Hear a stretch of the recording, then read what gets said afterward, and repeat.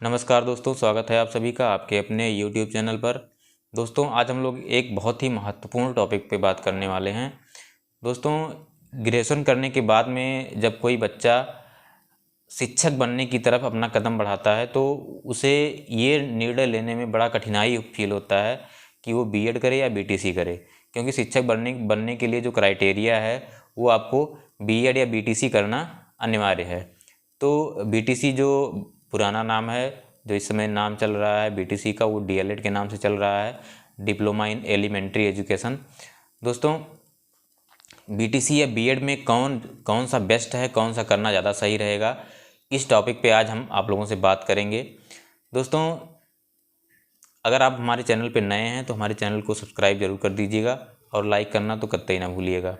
और ये वीडियो दोस्तों और दोस्तों के पास भी शेयर कर दीजिएगा, जिससे अगर कोई बच्चा सस्पेंस में है तो उसको पूरी जानकारी, सही जानकारी मिल सके और वो सही निर्णय ले सके कि उसे क्या करना सही रहेगा, उसके लिए क्या करना ठीक रहेगा। तो दोस्तों चलिए बात करते हैं। दोस्तों, सबसे पहले बात कर लेते हैं कि बीएड और बीटीसी क्या है। दोस्तों, बीएड एक दोनों का जो टाइम ड्यूरेशन है वो सेम है, 2 वर्ष। बीटीसी में भी 2 वर्ष का टाइम लगता है और बीएड में भी 2 वर्ष का समय लगता है। उसकी जो फीस है, बीएड की फ़ीस जो है वो गवर्नमेंट कॉलेज की जो फ़ीस है वो 7,000 रुपये है बीएड की, और बीटीसी की जो गवर्नमेंट कॉलेज की फ़ीस है यानी डाइट की जो फ़ीस है वो 10,000 रुपये है। और बीएड में जो प्राइवेट कॉलेज हैं, प्राइवेट कॉलेज की जो फ़ीस है वो है दोस्तों 51,250 रुपये, और बीटीसी यानी डीएलएड की जो फीस है 1 साल की वो है 41,000 रुपये। तो ये दोनों हो गया आपका फीस और टाइम ड्यूरेशन। दोनों का टाइम ड्यूरेशन सेम है, 2 साल का समय बीएड में भी लगेगा आपका और 2 साल का समय ही डीएलएड में भी लगेगा।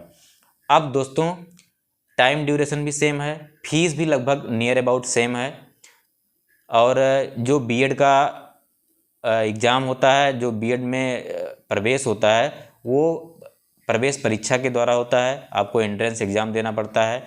लेकिन डीएलएड का जो प्रवेश का वो है उसमें आपको हाई स्कूल, इंटर और ग्रेजुएशन की मेरिट के आधार पर प्रवेश आपको दिया जाता है। अगर आपकी मेरिट अच्छी है तो आपको डाइट मिल जाता है, अगर आपकी मेरिट थोड़ी कम अच्छी है तो क्या मिल जाता है, प्राइवेट कॉलेज। आपको प्राइवेट कॉलेज से करना पड़ता है। तो दोस्तों ये हो गया बीएड और बीटीसी के बारे में जानकारी। अब करना क्या ठीक रहेगा, बीएड करना सही रहेगा या बीटीसी करना सही रहेगा। दोस्तों, अगर आप बीएड करते हैं तो अभी तो फ़िलहाल उत्तर प्रदेश में बीएड प्राइमरी के लिए एलिजिबल है। और आप सभी लोग ये जानते हैं कि उत्तर प्रदेश में जो बेसिक में नियुक्तियां होती हैं वो सबसे ज़्यादा बेसिक में होती हैं। सरकारी नौकरी जो होती है शिक्षक बनने की, वो सबसे ज़्यादा नियुक्ति यूपी बेसिक में होती है यानी प्राइमरी में होती है। तो सबसे ज़्यादा भर्तियां जो आती हैं वो प्राइमरी में आती हैं। अभी आप पीछे देख ही चुके हैं, 68,500 और 69,000 की भर्ती हो चुकी है लगभग 1,37,000 पदों पे। तो दोस्तों, और एनसीटी की गाइडलाइन थी 2018 में, जून 2018 की गाइडलाइन के अनुसार एनसीटी ने बीएड को जो है प्राइमरी में शामिल कर लिया था। लेकिन राजस्थान हाई कोर्ट ने बीएड को प्राइमरी से बाहर कर दिया है। वहाँ सिर्फ बीएसटीसी यानी डीएलएड वाले ही प्राइमरी के लिए एलिजिबल हैं। राजस्थान हाई कोर्ट ने क्या किया है, एनसीटी की जो गाइडलाइन जारी हुई थी, एनसीटी का जो राजपत्र जारी हुआ था, उसको हाई कोर्ट ने खारिज कर दिया है, पूरी तरह से रद्द कर दिया है। तो दोस्तों, वही आधार बना करके उत्तर प्रदेश में भी बीएड के खिलाफ केस किया गया है। अब वो फ्यूचर हम नहीं बता सकते, फ्यूचर में क्या हो सकता है, लेकिन राजस्थान हाई कोर्ट ने पूरी तरह से बीएड वालों को प्राइमरी से बाहर कर दिया है। तो अभी फ़िलहाल प्रेजेंट टाइम में आप बीएड जो है प्राइमरी के लिए एलिजिबल है, प्राइमरी की भर्ती में शामिल हो सकता है, लेकिन फ्यूचर आपका नहीं पता है, फ्यूचर में आप शामिल हो पाएंगे कि नहीं शामिल हो पाएंगे। क्योंकि अगर कोई कोर्ट एक बार कोई जज निर्णय दे देता है तो वो निर्णय बहुत कम ही पलटता है, बहुत कम ही होता है कि वो निर्णय बदला जाए।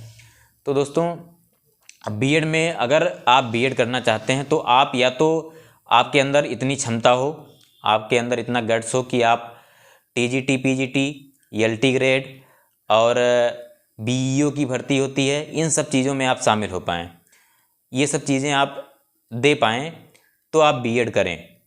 अगर आप सिर्फ प्राइमरी तक सीमित रहना चाहते हैं, प्राइमरी लेवल के शिक्षक बनना चाहते हैं, तो आपके लिए डीएलएड बेस्ट है। अब दोनों में अंतर क्या है?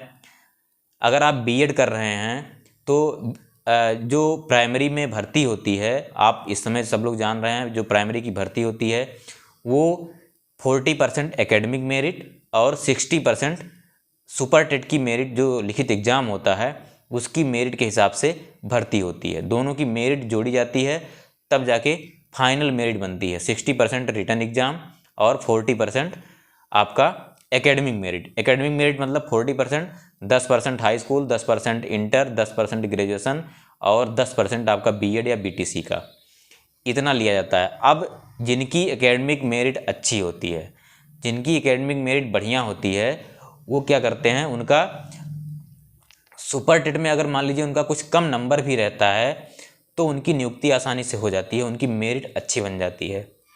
लेकिन अगर आपकी एकेडमिक मेरिट ठीक नहीं है तो आपको सुपर टेट में बहुत मेहनत करनी पड़ेगी, बहुत लड़ाई लड़नी पड़ेगी आपको, तब जाकर के आप कहीं मेरिट लिस्ट में शामिल हो पाएंगे। हमने 69,000 में बहुतों को देखा है जिनकी एकेडमिक मेरिट अच्छी नहीं थी और सुपर टेट में उनके अच्छे नंबर थे, फिर भी वो शामिल नहीं हो पाए हैं, उनका चयन नहीं हो पाया है। तो एकेडमिक मेरिट बहुत मायने रखती है और जब तक डीएलएड होगा तब तक एकेडमिक मेरिट नहीं हटेगी, ये भी एक सच्चाई है।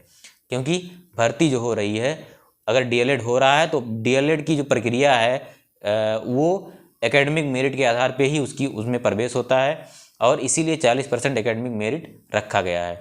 तो दोस्तों ये रही बात मेरिट की, एकेडमिक मेरिट। और तो अगर आप बीएड कर रहे हैं तो बीएड में एकेडमिक मेरिट जो बनती है, आप एग्ज़ाम देने के बाद में आप बहुत बना लेंगे एकेडमिक मेरिट तो 70 या 75, या तो आपका ही कॉलेज है या तो बहुत ज़्यादा संपर्की कॉलेज है कि आपको प्रैक्टिकल वगैरह में अच्छे नंबर मिल जाएं, तो आप हो सकता है कि 80 पहुंच जाएं।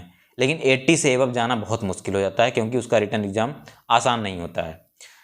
तो और डीएलएड में क्या होता है? डीएलएड में होता है दोस्तों, अगर आप थोड़े से अच्छे हैं पढ़ने लिखने में और कॉलेज वालों की मेहरबानी रही, आपको प्रैक्टिकल में, वैसे डीएलएड में प्रैक्टिकल में नंबर ठीक ठाक कॉलेजों से मिल जाता है, तो उसमें अगर आपको ठीक ठाक नंबर मिल गया तो दोस्तों आपकी जो मेरिट बनेगी डीएलएड की वो 90 आसानी से बन जाएगी आपकी, मतलब 90% आपका आसानी से बन जाएगा।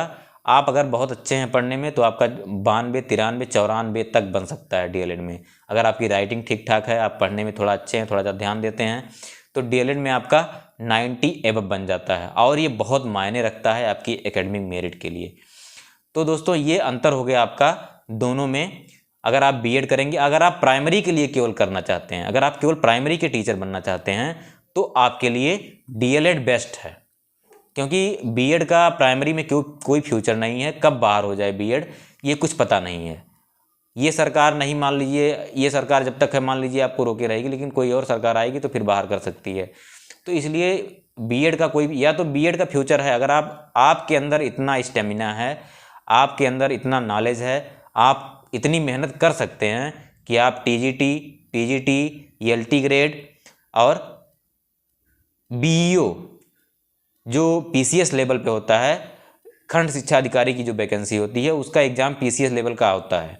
अगर आप में इतनी क्षमता है कि आप पढ़ करके टीजीटी, पीजीटी का एग्ज़ाम क्वालिफाई कर सकते हैं, एलटी ग्रेड का एग्ज़ाम क्वालिफाई कर सकते हैं, तो आप बेशक बीएड कीजिए। भले ही आप प्राइमरी में नहीं हो पाएंगे लेकिन आप आगे मेहनत करके बीएड करने के बाद अपॉर्चुनिटी आपके पास बहुत रहती है। लेकिन बस आप मेहनत करना आपको पड़ेगा, बिना मेहनत के आपको कुछ नहीं मिलने वाला है। आप मेहनत करेंगे तो आप आगे, बहुत आगे जा सकते हैं। आप एमएससी, एमए, बीएड कर लीजिए, उसके बाद में आप और भी आगे जा सकते हैं।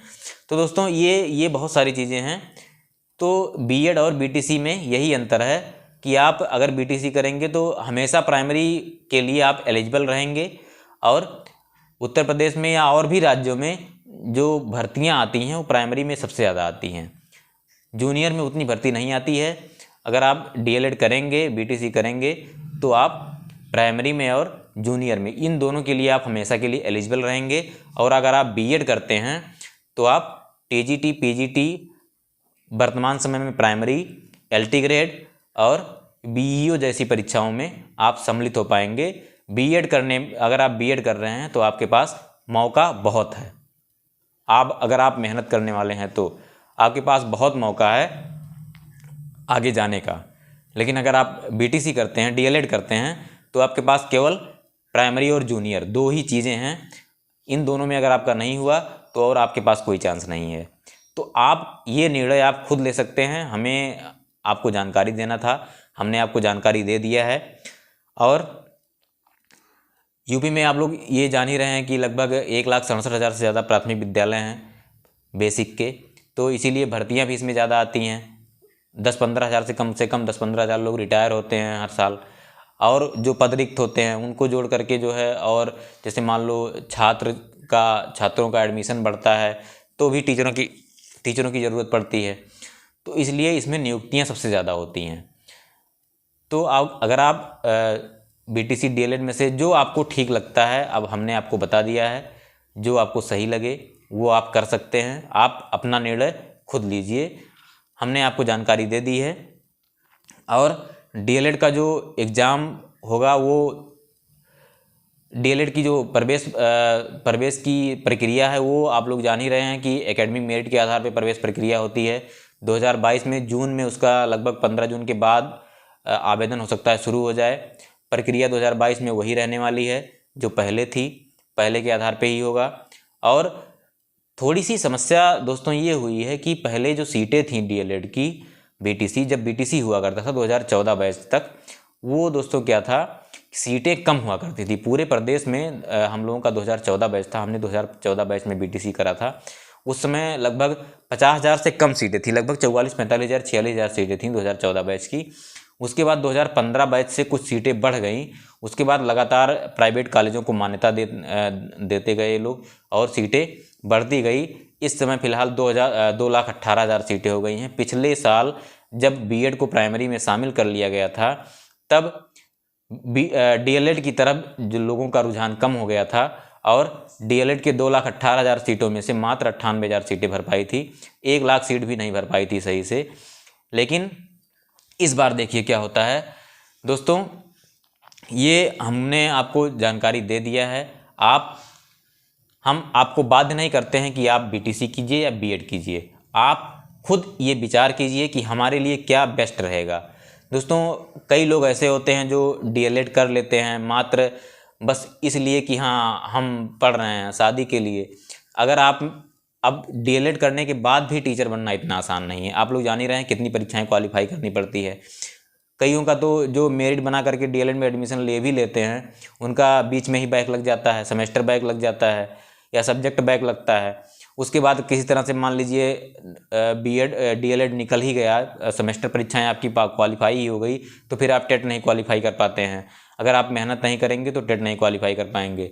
टेट अगर आप क्वालिफाई हो गए तो मुख्य परीक्षा जो सुपर टेट की परीक्षा है वो भी इतना आसान नहीं है, बहुत कठिन एग्जाम है। जान लीजिए अब 2 बार हो चुका है, एक बार रिटर्न हो चुका है जो लिखित परीक्षा थी 68,500 की, और दूसरी बार 69,000 की परीक्षा हो चुकी है। 15-15 16-16 सब्जेक्ट होते हैं, उसमें कोई सब्जेक्ट ऐसा बाकी नहीं है जो छूटता है। उसमें आपका Hindi, English, reasoning, GS, math, computer जो भी है, साइंस, कुछ बचता नहीं है जो आपको पढ़ना नहीं है। उसमें आपको टॉपिक ढेर सारे दिए जाएंगे, नंबर केवल 5 नंबर के आएंगे। रीजनिंग में केवल रीजनिंग 5 नंबर का आता है, कंप्यूटर 5 नंबर का आता है। तो उसमें आपको पूरी बुक पढ़नी है, मिलेगा आपको 5 नंबर। हालत ख़राब हो जाती है दोस्तों। अगर आप मेहनत करने लायक नहीं हैं तो आप भूल जाइए कि आप टीचर बनेंगे। जो मेहनत करेगा वही टीचर बन पाएगा। बिना मेहनत के कहिए कि आप टीचर बन जाएं तो आप, पहली बात तो अगर आप डीएलएड में एडमिशन ले लिए हैं तो आपका सेमेस्टर बैक आ जाएगा, सेमेस्टर में ही आपका बैक लग जाएगा। अगर आपने किसी तरह से सेमेस्टर डीएलएड को क्वालिफाई कर लिया है, डीएलएड आपने कर लिया है, तो फिर आप टेट के एग्ज़ाम में धराशायी हो जाएंगे। टेट का एग्ज़ाम ही क्वालिफाई नहीं कर पाएंगे तो फिर आप सुपर टेट तक पहुँचेंगे ही नहीं। पहले क्या होता था, नियुक्ति हो जाती थी इतनी आसानी से, मेरिट के आधार पे जिनकी एकेडमिक मेरिट अधिक होती थी उसी के आधार पे आपकी नियुक्ति हो जाती थी।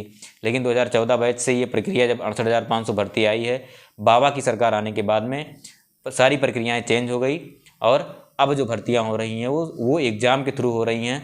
उसमें जो अच्छे बच्चे हैं पढ़ने वाले, जो मेहनत करने वाले हैं, वही लोग अब टीचर बन पा रहे हैं, बाकी लोग टीचर नहीं बन पा रहे हैं। तो दोस्तों, अगर आप पढ़ने में अच्छे हैं, आप जान रहे हैं कि हम बेहतर कर ले जाएंगे, केवल डिग्री लेना ही बड़ी बात नहीं है।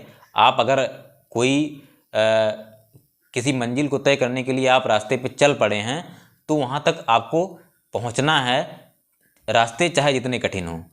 इतना आपके पास हिम्मत होनी चाहिए, इतना आपके पास अनुभव होना चाहिए, और इतना आपके पास जुनून होना चाहिए कि हम अगर रास्ता तय कर रहे हैं, मंजिल तक पहुंचकर ही दम लेंगे, चाहे कुछ भी हो जाए। तो दोस्तों, ये आप लोगों को जानकारी देना था हमको। अगर आप लोगों को वीडियो अच्छा लगा हो तो वीडियो को लाइक कीजिएगा और हमारे चैनल को सब्सक्राइब जरूर कीजिएगा। ऐसे ही महत्वपूर्ण जानकारियों को लेकर हम आपके पास हाजिर रहेंगे कभी भी। आगे डीएलएड का जो प्रवेश प्रक्रिया शुरू होने वाली है, उसमें आपको जो भी दिक्कत होगी वो आप लोग हमसे शेयर कर सकते हैं, हम बताएंगे आप लोगों को। और ये वीडियो शेयर भी कीजिएगा, जिससे आप और लोगों को ये जानकारी हो सके कि क्या करना सही रहेगा।